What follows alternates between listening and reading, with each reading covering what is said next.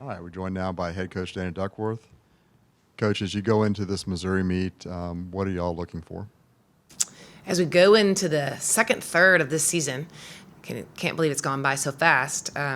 It's the continued discipline and mental toughness and unity that this team needs to continue to progress. And I'm so impressed with the athleticism of our girls and how hard they're working and their focus in the gym every day, the attention to detail. And we have to got to stay the course. And we have done that on all four events independently, and the goal is to continue to do that all in the same night.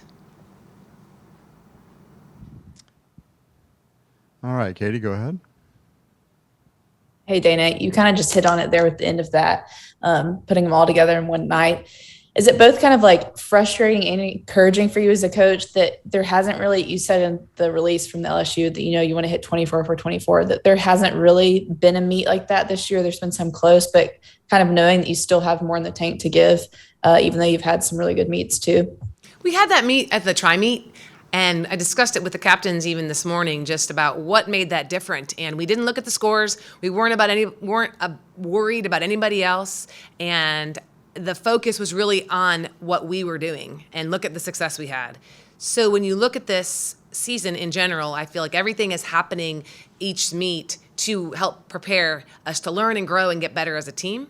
So I see that they know they can, and it's about putting it all out there. And if we start strong and we maintain that strength and then finish strong, the outcomes will absolutely take care of themselves.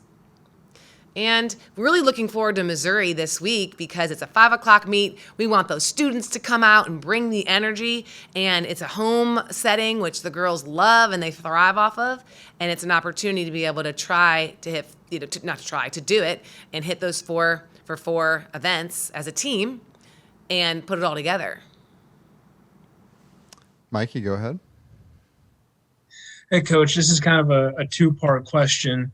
The first part is what does Luisa Blanco bring to this team? She's one of the leaders out there, one of the best on the team. And the second one is the only 2 gymnasts in program history to win a national championship on the balance beam were Luisa Blanco and you. So do you see any of yourself in Luisa Blanco?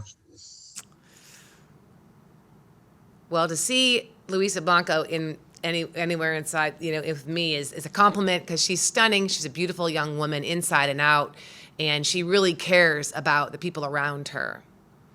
Luisa brings a fierce grace to this program because she's a competitor. She loves to shine when the bright lights are on.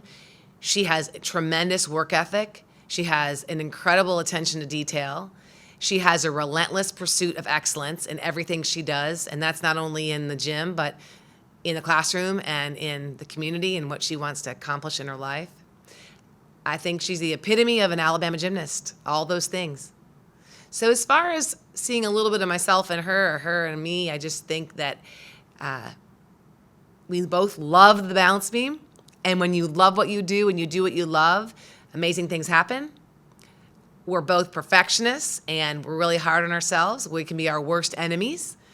And we crave constructive criticism. At the same time, we are going to be our personal worst critics, which is a blessing and a curse.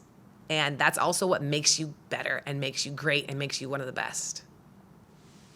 And just to clarify, Dana Duckworth and Luisa Blanco are the only 2 Alabama gymnasts to win an SEC title and an NCAA title on the balance beam the same season. We have had other NCAA balance beam champions. Katie, go ahead.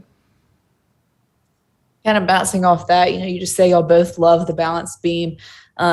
You coach the beam. What's been so special about this beam team to close out the meets on the road for these last 2 road meets?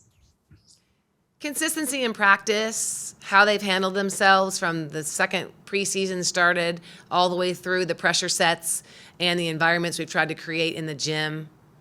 And then each meet has presented an opportunity and they've capitalized on that. It hasn't been perfect, but they have a lot of faith and confidence in themselves. And that's what we want on all 4 events. And that's where it stems from. We have some great beam workers, and it's fun to coach. Katie, go ahead.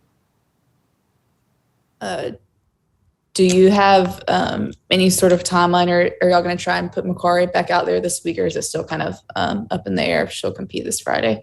I do not have a timeline. I even asked that question today myself, wondering, and it's really going to be based on how she progresses in her recovery.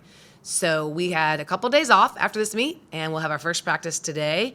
So I will check in and see what her status is. I believe we'll make some steps with giants and basics on bars and such. I just got to see where the risk and versus reward is.